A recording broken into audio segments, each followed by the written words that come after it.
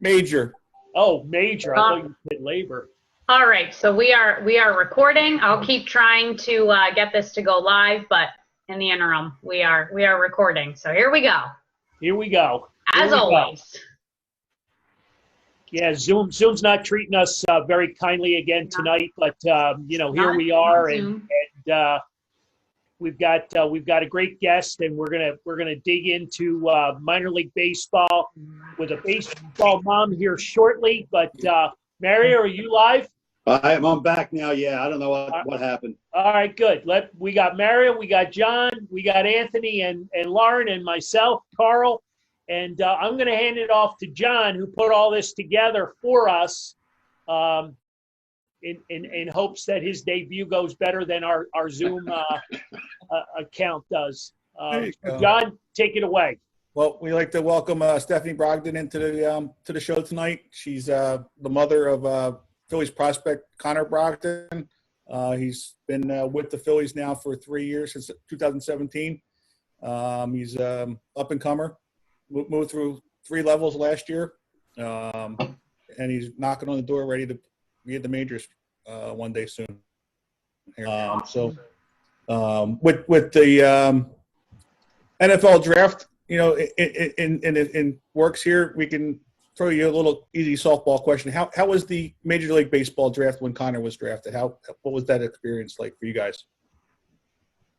Well, he had gone to Las Vegas with a buddy, so he wasn't here.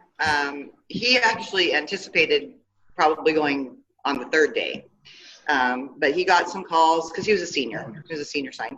He got some calls. Some people showed some interest, some other teams, and then he got the call from the Phillies scout, and they said, we're gonna take you in the 10th round. Will you take this amount of money? And Connor said, hey, I just want the opportunity to play. I just want a chance. So yeah, I'll take whatever. So they picked him up, and I was one place, my husband was another place. I was trying to listen to it on the Twitter thing, and I was in a doctor's office, had terrible reception, and I got the Twitter alert on it and said, you know what, I got to go. I have big news here. I got to leave. So I left with my doctor's appointment. And that's pretty much how it happened. And none of us were really together for it, but it was all, pretty exciting. That's cool. So, because he was in Vegas, what this year's football draft should have been. Yeah, exactly. Yes. Well, that's awesome. Yeah, he's really moving along well in the system. Thank you. Yeah, he's a very good kid. He was part of the 2018 Lakewood staff. That was one of the better staffs that Phillies have had in a while. Yes. With himself and Spencer Howard was there, Kyle Young, David Parkinson, Will Stewart, which is another one that was part of the JT Realmuto trade. That he's a sneaky guy that was in that trade that might come back to haunt us a little bit. Probably, yeah. He was pretty good. Yeah, and Damon Jones. There was that staff was loaded. Yes, very. It was. Do you have any stories that Connor may have told you about how pitching with that staff? I think he just really enjoyed all the players on that team. Everybody wants to be on a winning team. So, but he had a good time, good young men. He didn't have any necessarily specific stories, but I know, that was the year that he started as a starter, and then they moved him to the pen. I don't remember who it was that came back from injury. He went from being a starter, which he's been his whole life, to going to the bullpen, which he actually really enjoys that. So yeah, that was a really great year for all those kids, really. Right. Yeah, they fell just short with the championship there. Yeah. I think he blames himself for one of those games that he didn't do so well. So, Stephanie, I have a question on the scouting. Were the Phillies heavily scouting him when he was, in college? They weren't. It came as a complete shock to me, and I think to Connor too, that he went to the Phillies. He had, a lot of guys, he had a lot of interest. He got a lot of the, packets to fill out and send back and all that. But, they were not a team that was on our radar to pick him up at Gotcha. all. Okay. And you say a Philly scout called him to let him know that he was being selected? We had met the Philly scout. I think one of the trips that we went on when he was playing with his college team, Lewis Clark, and we had met him. I remember meeting him, but it was just a one-time thing. I mean, it didn't seem like he was. A lot of the scouts will keep calling the guys and all that. I mean, Connor was like, he knew the guy, but it wasn't, like I said, on his radar. Like this guy is gonna be the one. This is where I'm going. I have high expectations. I mean, I know the Braves were looking at him. Arizona was looking at him. I don't know if the Dodgers were. The Giants were interested. I mean, there were a lot of teams, but the Phillies weren't the ones that seemed. The Braves seemed to be the most. The Braves drafted him in the 40th round when he graduated from high school in 2013. Oh, okay. Oh, wow. Okay. So, he was like, I don't know, second to the last pick or something like that. But they wanted him to have some more experience, collegiate experience. So they did show a lot of interest in him in the 2017 draft, but they weren't the ones. It was the Phillies. Nice. See that, John? We stole one from the Braves. That's right. You're a big karma guy. Exactly. See? Write that down, John. Oh yeah. He'll be striking out Ronald Acuna to take us to the NFC to the championship. Let's go bigger than that. Let's go Freeman with the bases loaded. Well, there you Oh go. my gosh. And he comes in from the pen. Well, he's already done well against Freeman. He got him this year in spring training. Yes, he has. Yep. I did a little homework on him. Yeah. Definitely. He likes those high pressure situations. He likes that stuff. Well, Yeah. at 6'6", he's a big boy, so he can bring it, I'm sure. So, He is, yes. Yep. Very cool. John, I didn't mean to steal your thunder, buddy. Oh, not at all. Not at all. No, actually, when Freeman was up, Stephanie and I were messaging at that time. I was recording it. I was listening to the game at that time, and I was sending her the live feed in case she wasn't able to hear it with him getting in that day. Very cool. But yeah, I mean, he's 180 pitches in for his 3 years with the Phillies.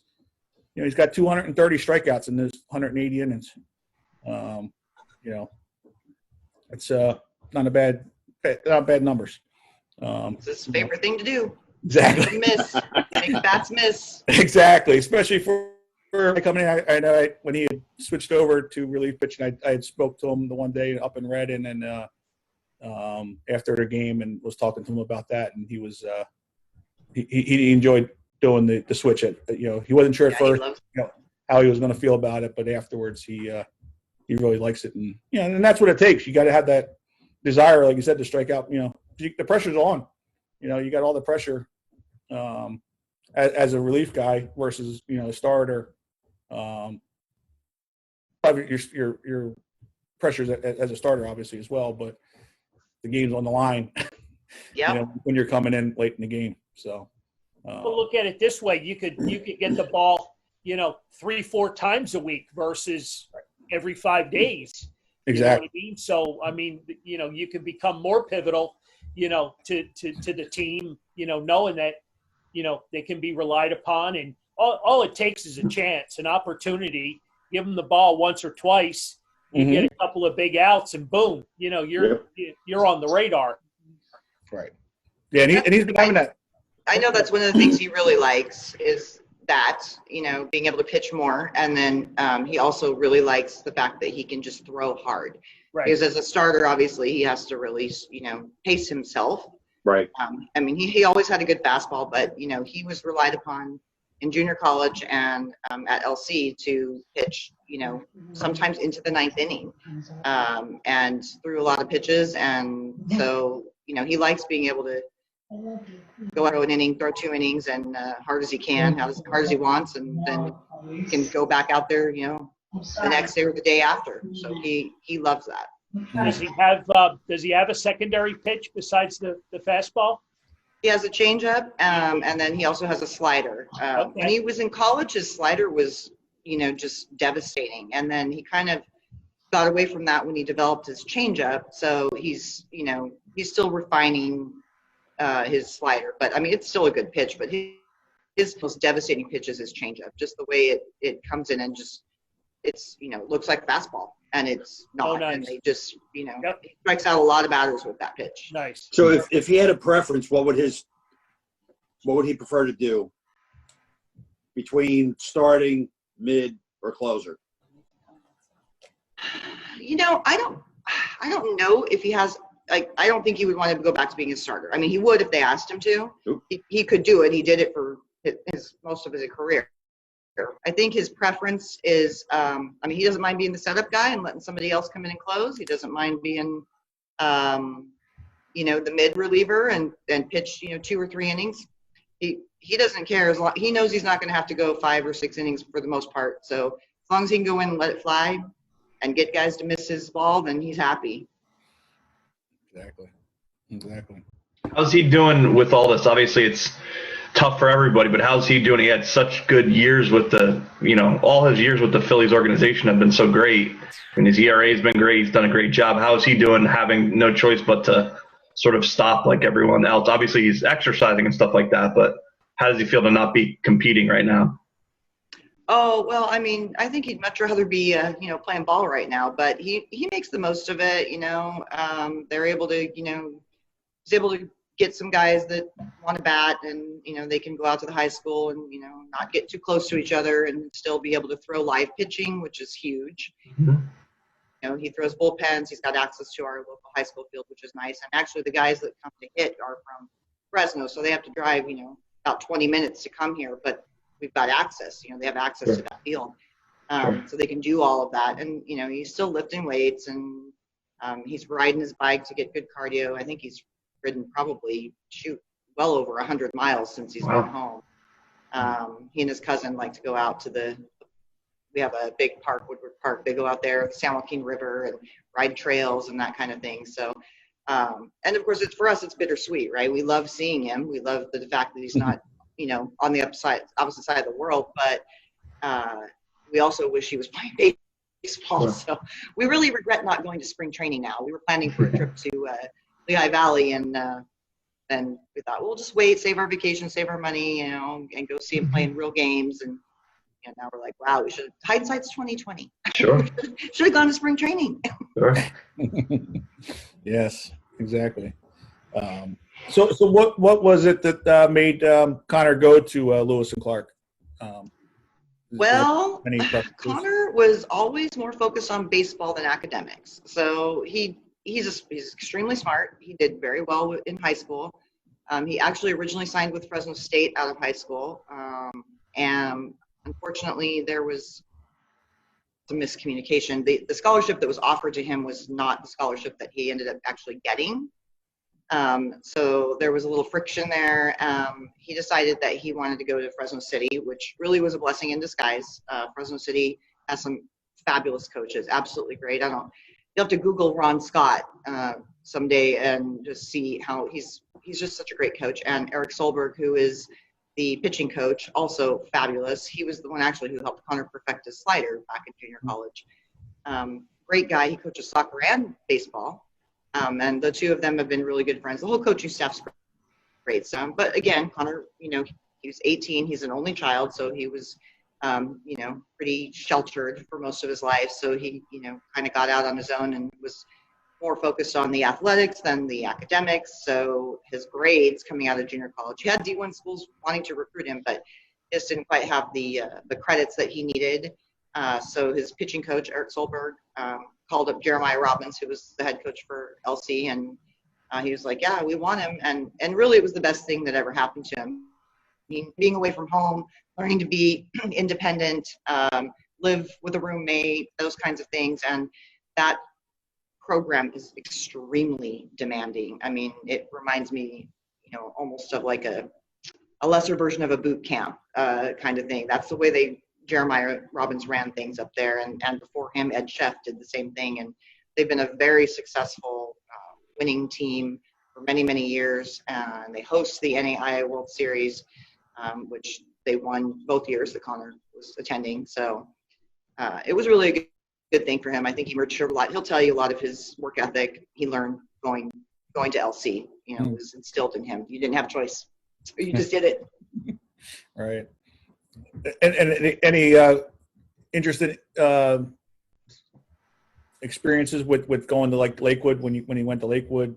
You have your host family for you that you live with, and was he part of that? Because I know some players, are on their own too, but most of them have. He had a host family. He had a host family in Williamsport also, and then he had actually a really great host family in Lakewood. They're fabulous. They had 2 kids, high school kids. We met them. We actually joined them at one of the Lakewood games.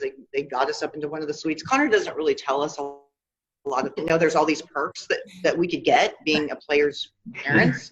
We didn't know anything about this stuff. So I figured out after Lakewood that when we went to see him at Lehigh Valley that, if I just ask somebody, they probably will tell me, but he doesn't offer up that stuff. And maybe he just doesn't know. I don't know.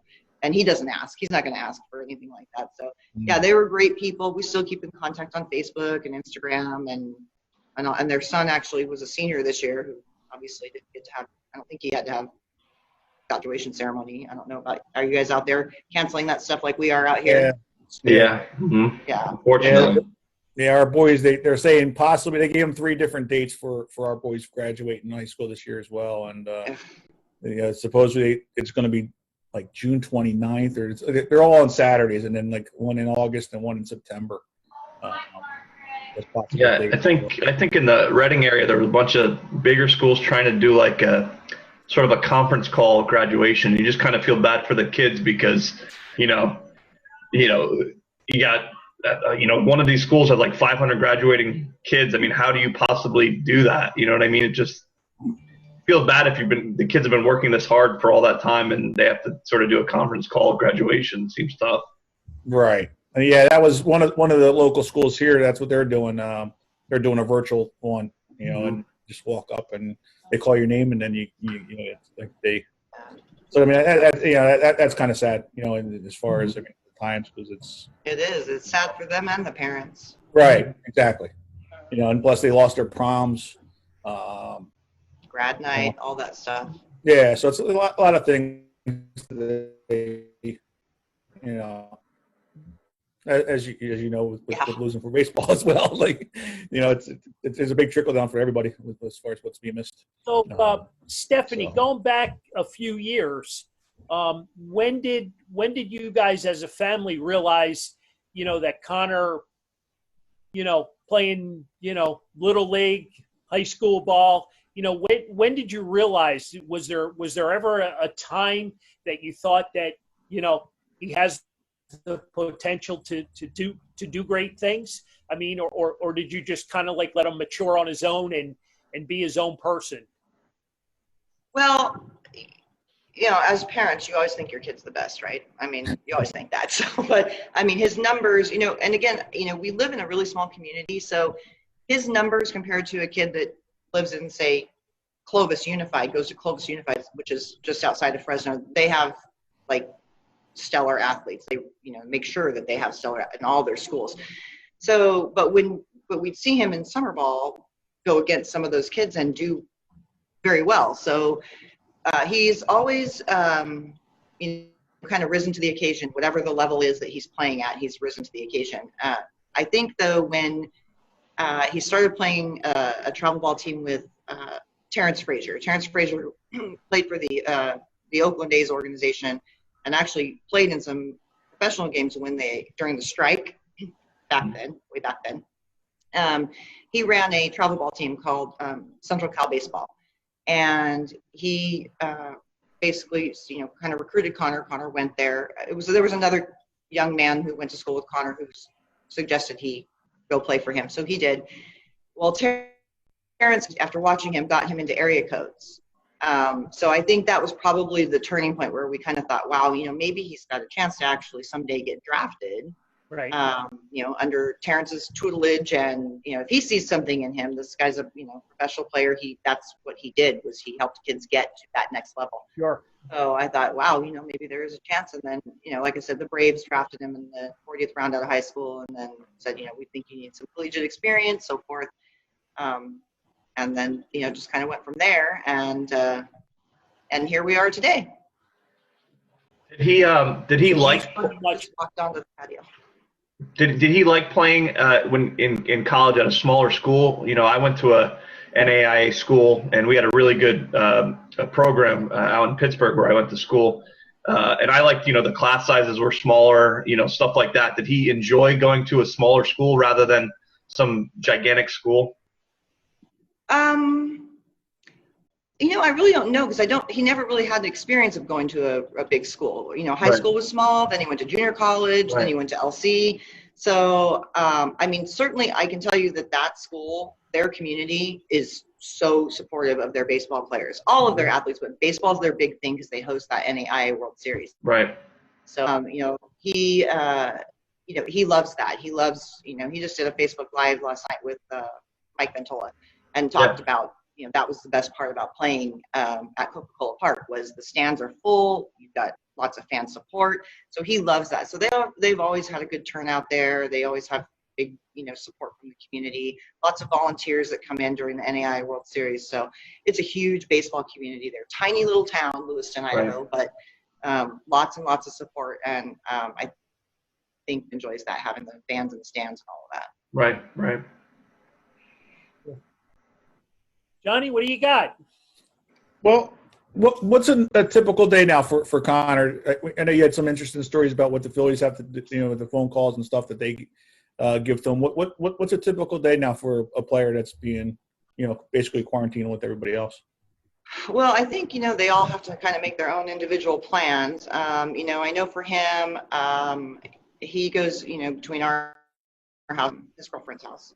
And so he'll, come home and, whatever the plan is for the day, whether it's a bike ride or going to the school and, just playing long toss or throwing a bullpen or pitching to live pitchers.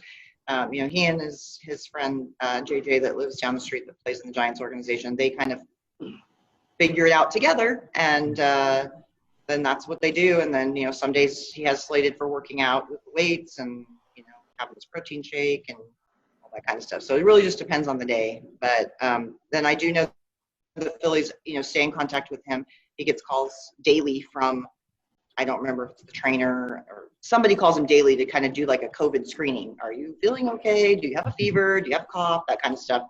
And then he gets, at least once a week a call from the nutritionist, what are you eating? How are you eating? That kind of thing. And then I think he's also had some Zoom meetings that had other players on there. One I think had Girardi on there. So, they're keeping very close contact with all the players, it sounds like. That's very good. Very cool. Yeah. Good. Yeah. So, do we also want to touch on our number 5 game as well? Yeah. Why don't we give Stephanie a break? She can hydrate a little bit and and we can discuss who wore it best. Yes, who wore it best? Number 5 tonight. 5 will always love you in this town. The follow or recap from last night or the other night. Number 4 winner was Lenny Dykstra. He got 24 votes. Barry Ashby got 21. Jake Elliott got 2. We had a few write-in votes that got a couple of players, and then Chris Webber got 0. Bring me up to speed here. I didn't know write-ins were. I know. Well, everybody's got it. That's why I didn't really mention the names. I just said that a few people did the write-ins. Because I guess they disagree with our opinions. Well, Chuck Klein's a pretty big write-in name. Well, he was, but it was Well, yeah. I mean, the names you have were good, though. I mean, you gotta. At some point, someone can't make it.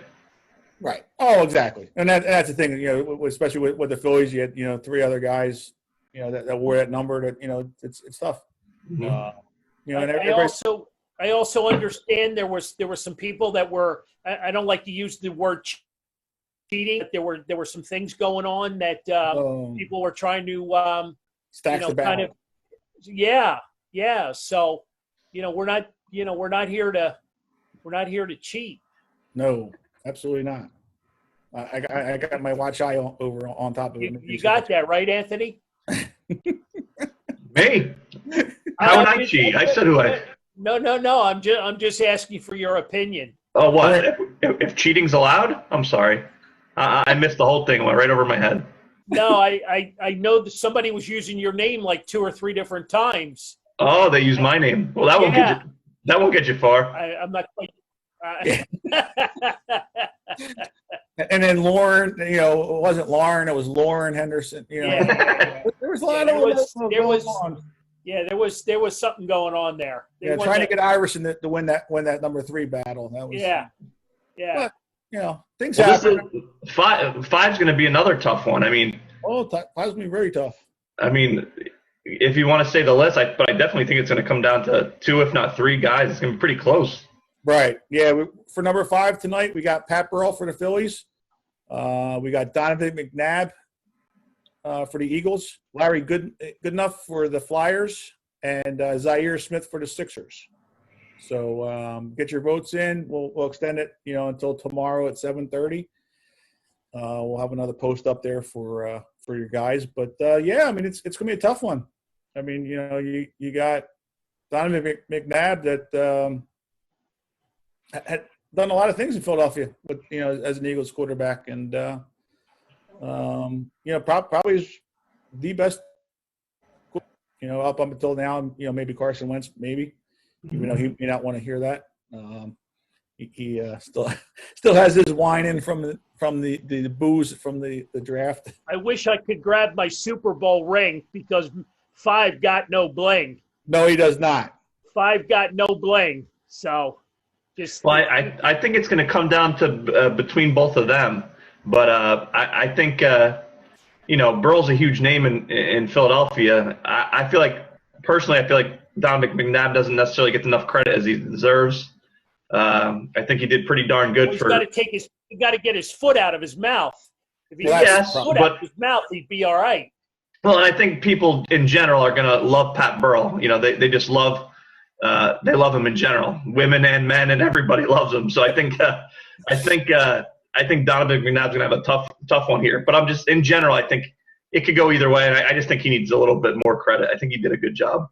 Well, Sue's over here with the eye candy. He's very appealing, So do we have enough ladies on the show? I don't know. You know what I mean? But Pat's a West Coast guy, right, Stephanie? He's from out there on the West Coast. I believe so. I think didn't he play for the Giants for a little bit? Giants after the fake. I think he's a West Coast guy. I know he went to school at Miami. But didn't he originate? Isn't he from the West Coast? I believe he is, and that's why he's out there now with the Giants. And now he's like a hitting coach for single A baseball. Right. I think so. Yeah. I'd vote for him. See, there we go. There goes the eye candy test. Well, it was that one year McNabb being in Minnesota that she didn't like. Didn't do us any favors. I mean, let's face it. McNabb played well, but he choked in the big games. Pat Burrell steps up in Game 5 for the World Series. In the 7th inning, in his last at bat as a Philly, as it ended up being, hits a double off the wall against J.P. Howe, and then Eric Bruntley comes in and pinch runs for him, and he was the winning run to give us the World Series title. Mm-hmm. So and he just missed that one too. I was there. He hit it high off that 409 wall. You the campaign manager for 5? Is that the deal? Oh yeah, sounds like it. Yeah, sounds like you're the campaign guy for Pat Burrell. I mean, both guys are good guys. I mean, I think Donovan, like you were saying, if he could have gotten his foot out of his mouth, he's still bitching and moaning with Carson Wentz, with the draft pick and the contract and just one thing after another. Yeah, I mean, he just continues. No wonder the Eagles won't bring him back for for anything. I mean, he just continues to. I don't know. Well, that's a problem. A lot of guys in that position might just say, no comment and just be the bigger person. But he always likes to get a little bit of airtime and a little comments. And he says not controversial, but things he probably shouldn't be saying as a former leader of the team. So, that's a problem. I would imagine he's going to end up losing by a few votes here, I would guess. But, he was still a very, very good player in his career. That's for sure. Absolutely. Yeah. Oh, no. I mean, you can't. I said he's probably the best quarterback we had here, I mean, unfortunately, he was only 10-8 in the playoff games, though. He had a lot of good years, though. He was, No, here comes our analytic guy. he was 1-4 in championship games. So, that hurts you. John, I was thinking, Pat Burrell's on the Clydesdale, led the parade route down. Him and his dog. the dog's gone, the wife's gone, he's gone, everything's gone. Hey, John, I was thinking about you this morning. I was listening to 97.5, and they interviewed a guy from ESPN. He said every one of the Eagles' picks was based on analytics. Every one of their draft picks was based on analytics and analytics alone. And I had to turn it off because I just knew if I continued to listen that it was going to brainwash me. And I was going to start to agree with you, and I couldn't allow that to happen. I couldn't allow that. Well, I mean, I had to share it with you. I don't know if it was analytics as much as the speed, the clock, the time clock. Well, they said it was all analytics driven, and the fastest runners, the guy who eats the cereal the quickest, and it was just one thing after another. I was like, I got to turn this off. Right. This is going to drive me crazy. But I had to share it with you. So. Oh yeah, no, absolutely. I mean, you're right there. You're right there. You did a fabulous job, as you are tonight. Hosting. Connor. We'll go with Connor Brogdon's mom. That's what I'm called most of the time. Right? Connor's mom. Yeah. So John, it's, is that how you vote? Is that how you vote for Burl, John? I would, yes. I mean, and it's very close. I mean, it's. I mean, it's. Yeah. Well, again, the question is who wore it best. Being a baseball guy, it's going to. Yeah, who wore it best? Well, I mean, yeah, Pat Burrell's the guy that he's suave. You know what I mean? He wore it best. Yeah, I mean, McNabb's got a little bit of throw up on it still.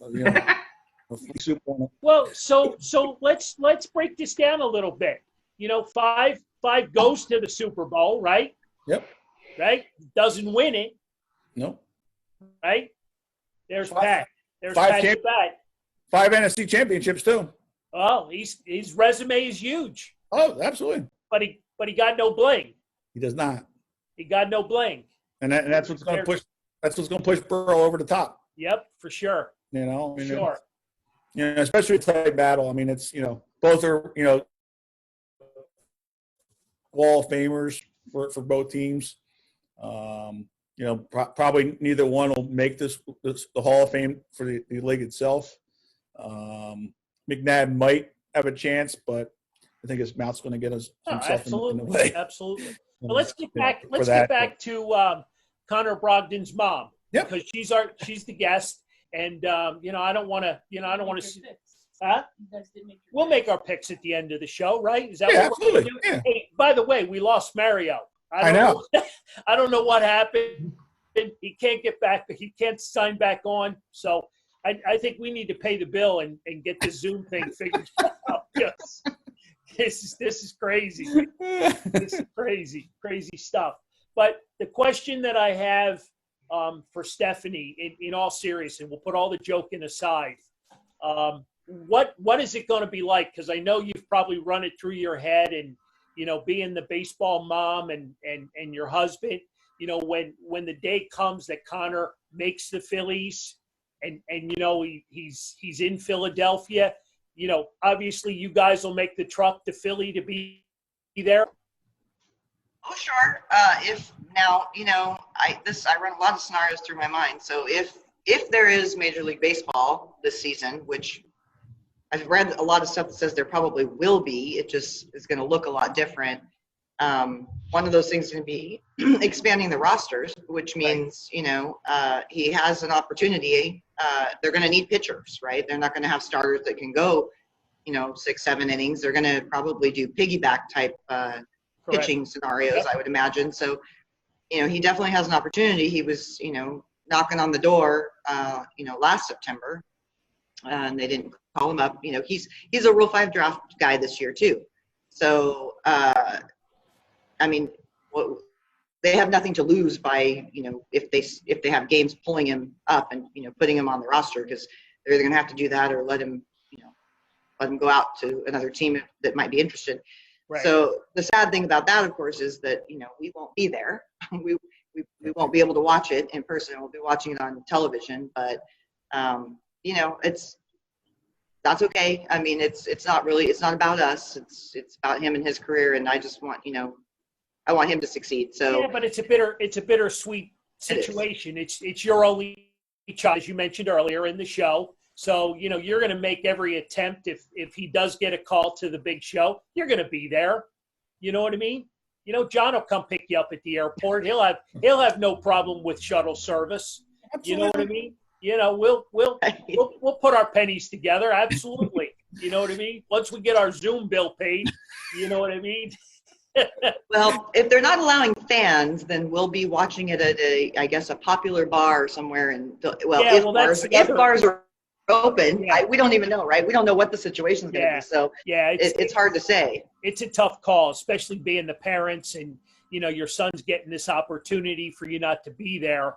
But all joking aside, I mean, I can see you in the stands. I can see you, going crazy. You seem like that kind of person. I usually pace when he pitches. I actually leave my seat and I go up to the concourse, whichever one's closest to us, and I usually walk. That's what I did at Lehigh Valley. My husband stays in the stands, so I joked about it because they showed when J.D. Hammer got called up, they showed his wife and I think his father, and I think his mom had to stay back because his sister was graduating or something like that. So it was the wife and his dad, and they're sitting, and you can see the wife doing this and this and this. I thought, that's me, only you won't be able to see me because I'll be up on the concourse somewhere, right. Walking back and forth doing that very same thing. So I'll have to glue myself to the seat for his. Yeah, if we're able to go. It's Major League debut, I would have to. That's awesome. Yeah, very cool. Very cool. Johnny, I'll hand it back to you, buddy. I think she's going to be more disappointed not having our tailgate with the pork roll burgers. Mm-hmm. No, definitely. I do. I want to try the pork roll. I do. We're going to get it out to you as soon as I can get out to the post office. I'll get it sent out to you. Supposedly, Taylor, did you see that today? Taylor's pork roll might be closing down a little bit too, which is not going to be good. Wow. Yeah. That's not good. No, it's not. I got to go stock up. I'm going to send Jen out. A job. Just give you an FYI. Dietz and Watson has better pork roll than Taylor. For another time. Another time. I love to challenge the expert. I just absolutely love to challenge him. It's all good. It's pork roll to me. I was going to say, is there a difference? Oh, no, there's a difference, yeah, because, I mean, you also got to get the thin slices, too. You can't get the thick ones. Yeah, because the thin ones cook up a little bit better. You get a little, get that little charcoal to them. And oh, yeah, that sounds good. Yeah. I like my hot dogs like that. Exactly. Stephanie, did Connor sort of give you, obviously he would love to play in stands that are full like he did in Reading and Lehigh Valley, but, did he have any thoughts on if he's to play in front of no fans? Did he give you an idea of what he might think? Oh, he's done that. The Threshers for whatever reason, don't draw a big crowd. I don't know if it's because it's, such a touristy and beachy community. People would rather be at the beach than be at the baseball field. Mm-hmm. But I guess they don't really draw a bunch of fans. He really does. I mean, obviously it doesn't let it affect his performance, but it's definitely preference. He'll tell you that, when the stands are full, you get your adrenaline going, you're pumped up. All that kind of stuff. He would much prefer to have a packed house than just have, whatever, just a few fans. Same thing, when they play minor league spring training games, right? There's not a lot of people watching those games. So, he definitely prefers to have the big crowd. Sure. Yeah, exactly. Yeah. Was there a stadium experience that he's had, whether in the minor leagues or in college, that he's mentioned that he sort of, not saying one's better than the other experience, but was there a place that he really liked to play that he mentioned to you? I think he said Louisville was really nice. Okay. Like the stadium there. And the atmosphere there. He really liked that. Sure. I know, not that he really necessarily liked it, but when he was with LC, he played. They went to Georgia. They played Georgia Gwinnett, and it was bitter cold. I mean, bitter cold. And all the Gwinnett players were wearing face masks and Under Armour protection and all that. Well, the Lewis Clark players, they had rules there. The batters were not allowed to wear batting gloves ever. Yeah. They weren't allowed to wear hoodies. Wow. When they went out to practice and all that. So it was freezing cold there. And I think that night he struck out, I want to say like 14 or 15 batters that night. He went into the ninth, I believe. So that was a memorable experience, not necessarily that he really, they do have, I will say they have a great media department there. Some of the best video of a college, NAIA college game I've ever seen. Right. So I have to give them props for that. They definitely have a system going there. Sure. So, Now, Stephanie, are you a sports person in general? I mean, are you, other than baseball, and I know you talk about football a little bit, but are you all over the place as well with sports? Well, I met my husband when I was 20, so I wasn't a huge sports person at that age. I grew up in a Raiders household, but I never cared for football at that age. So, but I really liked Marcus Allen. My mom really liked Marcus Allen. So, and then he went to the Chiefs. So I kind of followed him to the Chiefs. This was before I met my husband. I have family in Kansas City area, so I thought, well, it's a logical team for me to root for. And then he retired. And so then I just we got sucked into the whole Vikings and all that stuff. So I really enjoy football. I really enjoy baseball.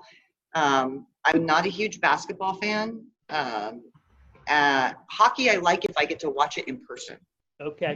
But if I'm watching it on TV, it's like basketball. It's just back and forth and back and forth. So I do like football. We definitely watch a lot of football. So your husband is the Vikings fan?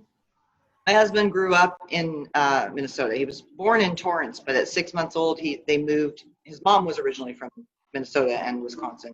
Okay. So they moved back there, and that's where he was raised. And he moved here when he was 23 for the job with the police department. He actually got recruited from Minnesota. So. Oh, okay. All right. So that's where that whole Minnesota thing comes from. Oh yeah. Okay. Yeah. Connor was raised Twins, Vikings, all of it. All right. North Stars, then Wild. Yeah.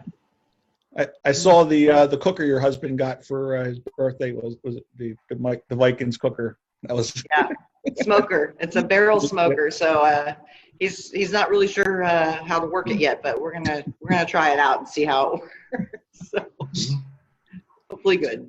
Right. Very cool. Very cool. So now that Connor's been drafted with the Phillies and that kind of stuff, being outside of Philadelphia yourself, when you tell people that you know that he was drafted by the Phillies, do they have any reactions to I mean, obviously we get a lot of bad reputation as far as fans, which are true but untrue. But I was wondering to see how other people react or get reactions from Philadelphia fans.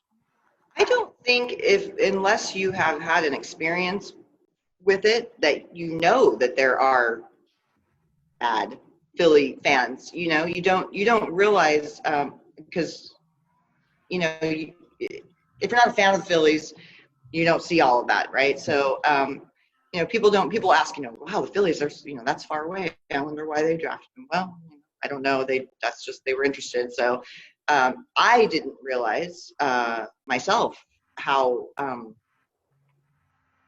hard Philly fans can be, but then I realized, that's really kind of a lot of fans. You can have any team and there's going to be fans that are like that. I saw stuff, from other teams on Twitter and that are just bashing players. I do find it funny though, how certain players are almost in a bubble. They're almost protected. Like JD Hammer, he went up, I thought he did quite well when he went up to the Phillies. I didn't think he did badly at all. I was surprised they sent him back down. And then he just struggled so badly. Numbers were just, terrible. And you just feel for the kid. Gabe Kaplan. I didn't see a lot of people bashing him about that. But then I see a lot of people bashing like Cole Urban. Pavetta gets like no love sometimes. I mean, so I don't know. I don't know what it is. Why some guys are kind of protected in that little bubble, and other guys are just targets for all of the harsh criticism. It's interesting. And Connor's an unknown. I told him I'll have to delete my Twitter when he makes it to the big leagues because I won't be able to handle all the comments if he has a bad game. So he's not well known, so he doesn't get a lot of negative stuff said about him yet. So we'll see.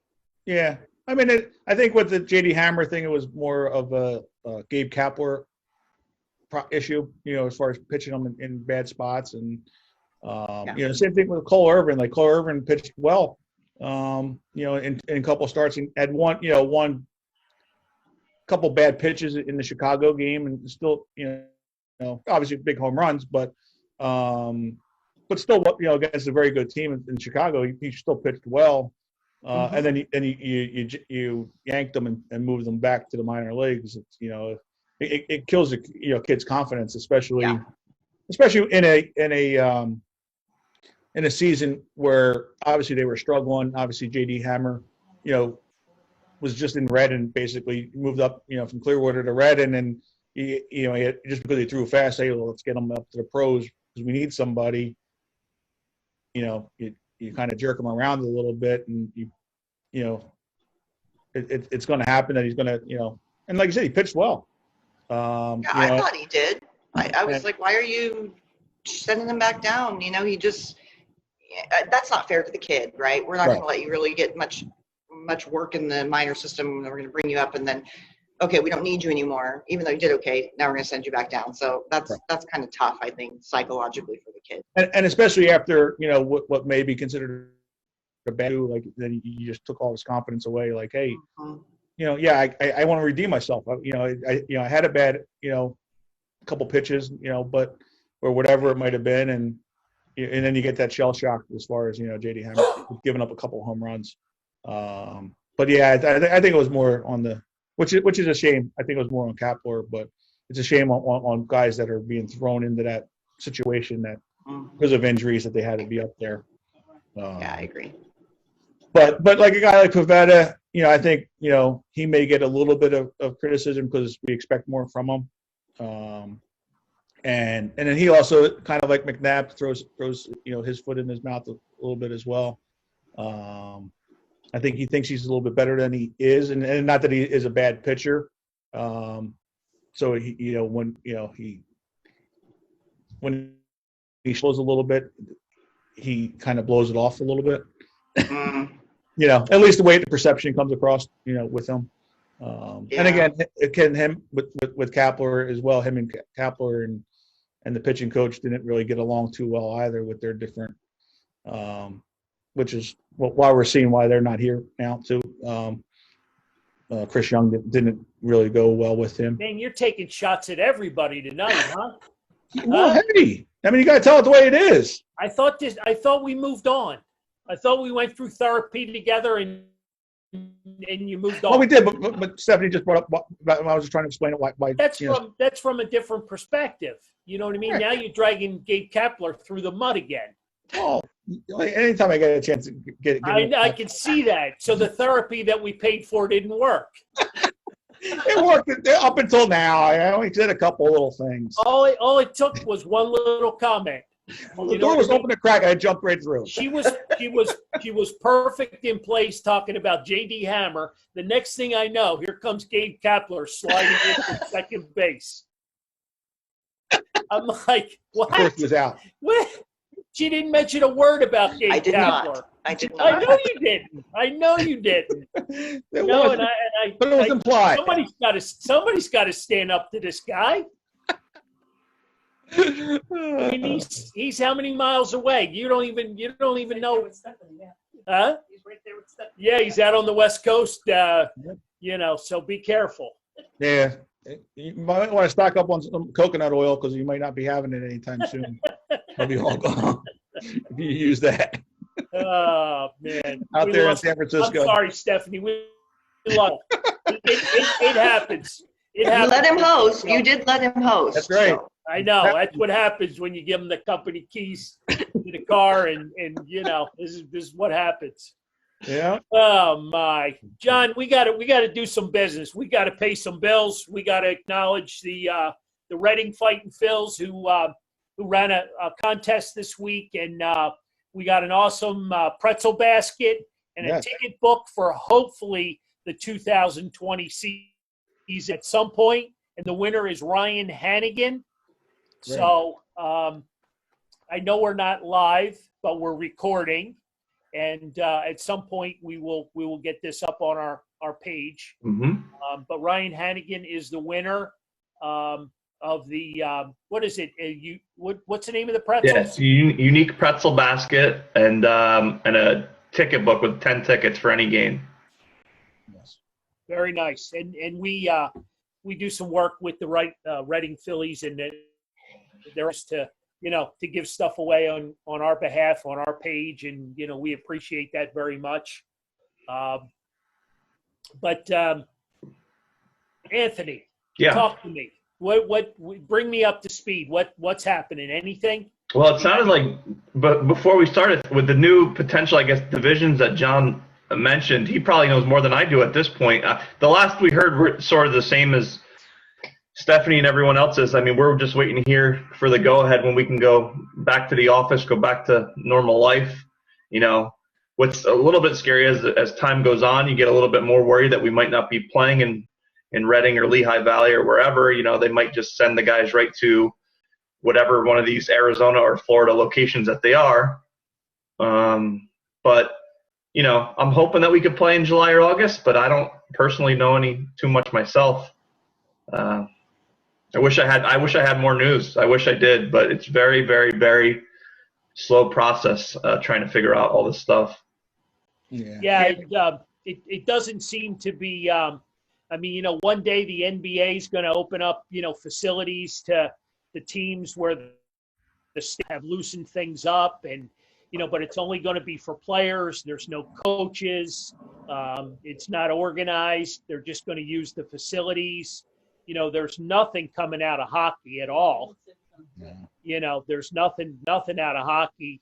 The OTAs for football, for these young kids that were just drafted, prospects, new players. I don't know how you do. How do you do that? You can pass off a playbook, but how do you prep these guys? You know what I mean? And in talking to Stephanie with these kids that they're basically left up to themselves to go and get workouts in, and depend on their friends to stand in the box and try to hit his 100-mile-an-hour fastball, and you know what I mean. At some point they're going to have some type of spring training or something, because as good as Connor and his friends are doing and stuff like that, that doesn't mean that every single player is necessarily doing everything that he's supposed to do. So we also need to, at some point, get everyone back together and get in shape. And so, that's a minimum of 2 to 3 weeks, I would imagine. I mean, you can't rush that. Even if there's no one there, you got to get everyone back together for a few weeks. At this point, it's almost May 1st. So you're hoping that we could play in July or August and play somewhat of a season. You think, John? Absolutely. Yeah, you get pitchers, you get time. You could throw in the bullpen and stuff, but you still got to be able to, work your way up and lengthen yourself, for the games. And it's, throwing in the bullpen's one thing versus throwing against live batters too. So, I would think at least, 2 to 3 weeks, and then, but again, and then you're not going to have the adrenaline, with no fans, because I don't think you're going to have fans, even if they do have it. These 10-team divisions are pretty stacked, especially for the East. For what the Phillies got, they got some powerhouses in that division there. That division is going to be hard for everybody. Those are, even if 1 or 2 of those teams have struggled before, there's some really, really good teams in that division. So that's tough for anyone. That's going to be really tough. Right. So. Yeah. I have both New York teams in there, Washington, Tampa Bay, and Boston, and then Toronto as well, who's another up and coming team that that's not going to be a pushover. You got Baltimore's a little bit up and down there. They're in their rebuild, and Pittsburgh as well. Florida's always for us. And they're growing, but yeah, I mean that's going to be a tough division, to get through. And I mean, how many teams make it into the playoffs? We didn't hear if would they do it, but I was reading an article today about it was Adam Morgan talking about the baseball players talking, and it was they would like to have a 100-game season, starting in July, because they only get if they don't play this 4% of their contract is what they're only guaranteed, and then whatever per game after that might be, it would be rationed off or wherever it would be. So they want to obviously play as much as possible. Not worrying about playing 20 games in a row, playing more double headers, which will lead obviously to more players being there because they're going to need more pitching to extend rosters for double headers. And they're not really. They'll let it go longer into the season where it goes into the winter and. Well, that's game season. That's the one thing that's concerning, because it sounds great. Hey, if we could have a longer season, if you stretch it out a little bit, but when it's up against football directly, if we're able to play sports and it's against football, it's going to be pretty tough, for ratings and this or that, because it's not necessarily thought of, even though we don't think that, but a lot of the country likes football. So they, plus the guys in the fall have gone to Arizona fall leagues or gone back to the country that they're from to play in those winter leagues. So the longer that we extend it, the more potential problems there are too. So I don't know. I'm just crossing my fingers that we could play sometime. Right, and not just for this year, but lead into next year, because if you're going into like December, like they were saying that one proposal to go into towards Christmas, now these guys don't have to relax, the time off to recuperate to then get ready for back in February again. They only have 2 months off, and yeah, I mean, I just think it's a lot of talk and a lot of hope. I mean, look at the NFL is already talking about being pushed back until October for their start of their season. So if they're going to get pushed back, how are these other teams going to be able to, their leagues be able to play now if they're if they're not going to be able to start in September like they should? And I think it's all driven by TV, obviously, and it's a lot of money with TV contracts and that kind of stuff. And it's just, I think they're trying to throw breadcrumbs out there to lighten up the world. And hey, we're going to have baseball back in July. And well, I will definitely give it to everyone that everyone is trying. Every league, every sport is trying anything they can so we can go back and play. At some point we have to go back and things have to get normal. But I think the country in general might be testing some of those states in the South that are opening up already to see what happens with them before, everyone else makes a push. And God forbid anything bad happens there, it's going to make everyone sort of step back. So it's just a really like a huge unknown right now. And every day you're hoping you hear something, It's just, I don't know. Yeah, it's very tough. Let's bring Stephanie back into the conversation. We're talking baseball, but aside from base, do you have any hobbies? Is there anything? Do you play golf? Do you play any sports? No, baseball has been my hobby since I think Connor was 4. So I mean, I like to read and that kind of thing, but I work. I'm a nurse case manager, and so I work every day. I'm fortunate to be able to work from home, but other than that, I mean, on the weekends, maybe like to go out, see a live band, do some dancing, that kind of stuff. But, baseball, especially during the season when there's games on and I can watch them, that's all consuming. It's like, hurry up, get home so you can watch the game that's coming on. Or, sometimes you have to cheat and kind of watch it. Starts when I'm at work. So, yeah. And Connor played football and basketball too. So he kept us really busy for many, many years. That was all we did, watch. My husband coached him in football in the younger years in the rec football leagues. Then he played through that all the way through 8th grade. And then he played some basketball too in junior high and high school. So sports has been watching him play sports and being the team mom and the scorekeeper and the this and that for all those years. That's pretty much kept me. I just relax until he's on TV. Then I'm not relaxed anymore. Very good. Well, we certainly appreciate having the show. We hope we didn't take up too much of your time. But, John, let's talk about number 5 because I'm hearing rumors that 5 Who Loves Us is running away with it. Wow. Well, and you know what? He probably does deserve it. I mean, he. What'd you just say? Well, like I said, I mean, I'm a baseball guy. You know, I'm always going to go with the baseball guys. But I mean, he's the best quarterback in Eagles history. So I mean, how could you deny him that? I mean, Ron Jaworski's going to smack you silly. So will Randall Cunningham. Well, I mean, just looking at production as far as the teams. I mean, if that's all you're gonna. No, I get it. I get it. He was very serviceable. He was very good. Right. But just think how good he really could have been. Right, and especially if he would have, just kept his mouth quiet and just got over the booing of the draft. That it wasn't about him; it was about the pick as far as they wanted Ricky Waters. And, well, how about I brought up Randall Cunningham. Didn't he leave the Eagles and go play for Minnesota for a while? I would vote for Cunningham. Cunningham was great. See, he did well for us. Right. You can keep McNabb, but Cunningham, he was a good addition. Yep. He would have been in a Super Bowl if it wasn't for the kicker Anderson. Anderson, right? Yep. Yeah. This is why you always Gary, who hadn't missed a kick all year long, and right, and that was the kiss of death because we're watching the game. This guy hasn't missed a field goal all year long. It's like, I remember that was against Atlanta, wasn't it? I believe. I don't remember, but we had the exact same thing happen to us. Like 4 or 5 years ago.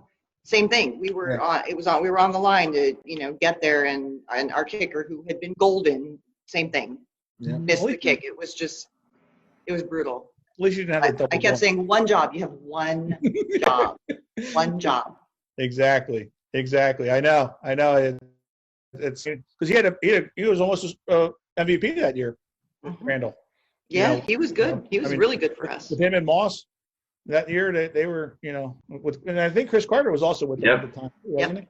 Yep. I mean, that was when Randall put it all together that year, and it would have been. We always get this close, right? This close, and they 12, yank the rug out from underneath us.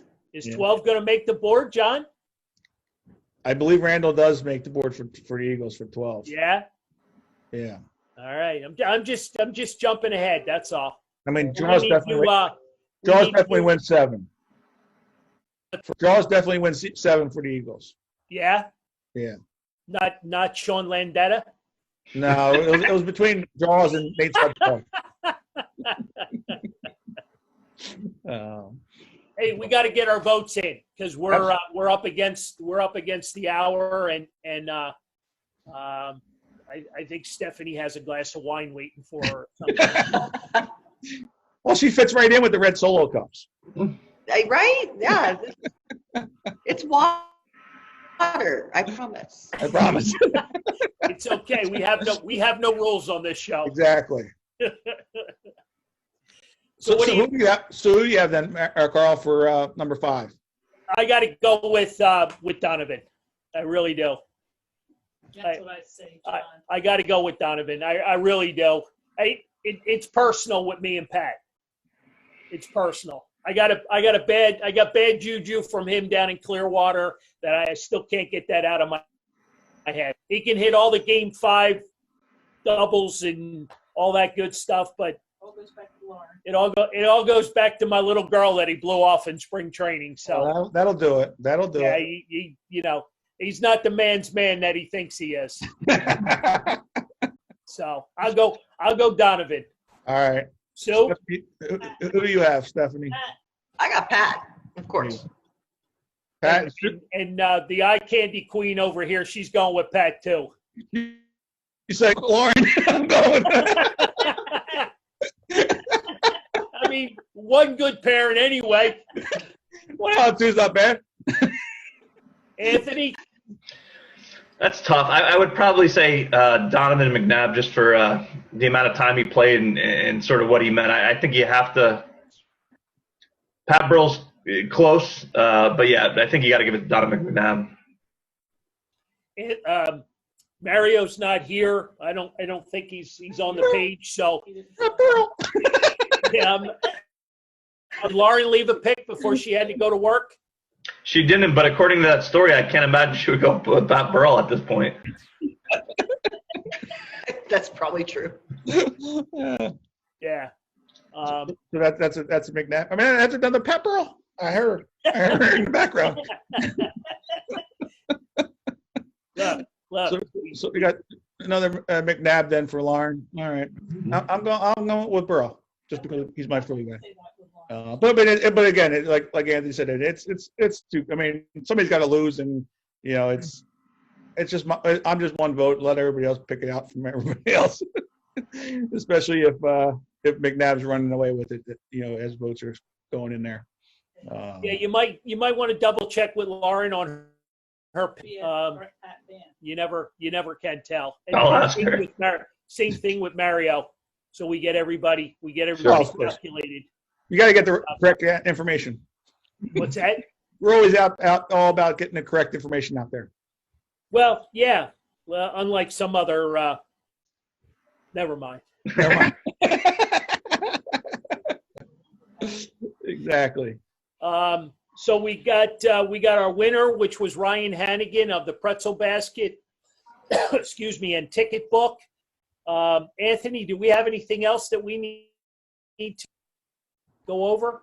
I don't think so. I think either later tonight or tomorrow we'll have a new sort of Reading Phils type prize package that we'll post to This Fan's View. We'll probably have it go for a week or so, but just got to check with the boss before I confirm that just yet. I got a question. Can I ever win? Can I ever win one? Yeah. Have you been sharing? Have you been liking and sharing both pages? I do it under 12 different names, and I still can't win. All right. I'll figure it out. Well, we appreciate it. Thank you very much. No problem. Say hello to everybody. I understand it was Nellie's birthday today. It is. We have 8 minutes until a Zoom birthday party with him as well. Well, good luck. I hope you can get on. I will try. So I guess that was the hint for the final thoughts. Yes. Your takeaways, John? My final thoughts are I just hearing Stephanie talk.